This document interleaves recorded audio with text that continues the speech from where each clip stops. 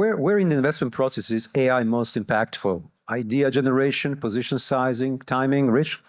Well, I think for underlying sub-advisors, I do think it's idea generation, although it's then also processing that information into signals. For us as a multi-manager, the mass customization that we can do for our clients in a multi-manager, multi-strategy environment, particularly in a direct implementation environment where we're trading the portfolio at the center based on input from, say, 30 sub-advisors. You mentioned multi-strat hedge funds.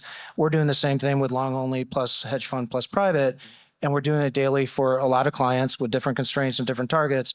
We're keeping track of the personalities of the underlying strategies, their conviction in individual securities, aggregating that up, and then looking at the tax implications if we actually trade in line with their signal, monitoring the exposure to the aggregate portfolio on 7 risk factors, and also monitoring each underlying sub-advisor on those same 7 risk factors. Where do they sit relative to the personality we thought we had?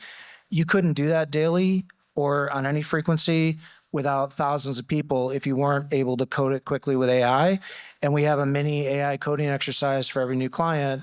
And every time we change the sub-advisor, the AI is helping us write the code for that sub-advisor's personality, that sub-advisor's role in the portfolio. So I think if you're running multi-strategy, multi-manager portfolios, I agree, AI is table stakes. Without that, you can't really do it anymore. There's too many things for a human being or even a team to look at every day at the close of trading before you can trade.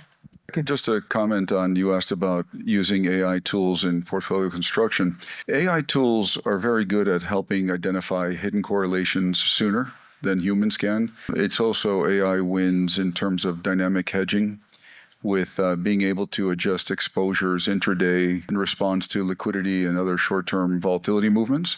So it's still a very valuable tool that the managers could use in portfolio construction. Yeah, I think on the flip side of that, long-only, bottom-up investing that you see at the large long-only funds, I think part of what's been challenging about it is some of the accuracy that comes out of the actual tools and really being able to forecast and estimate what's going to happen next. AI tools tend to be excellent at present tense and past tense, but not terribly good at the future. Yep. Robert? Yeah, I think another really important component of incorporating AI in portfolio construction, whether that's at the sort of the portfolio level for allocators or within an individual hedge fund, is how are you backtesting this? How are you backtesting the output of the model? And that's very tricky because it also depends on who created it and then with what data set it was created. And I think you said leverage, right, in the context of the multi-strat and pods these days. And that is, I think, in many ways, the name of the game. If we can get more gross exposure on with the right constraints, subject to liquidity, subject to drawdown risk, things like that. The analog, from my standpoint, is you're getting, for conveniently more just leverage in your process from AI in all senses. And I see it the most heavily on the idea generation side, similar to what Rich was talking about, and finding ideas and being able to parse through them more quickly, I think, just by the nature of looking at billions and trillions of different data points at once. There's no way for that not to accelerate.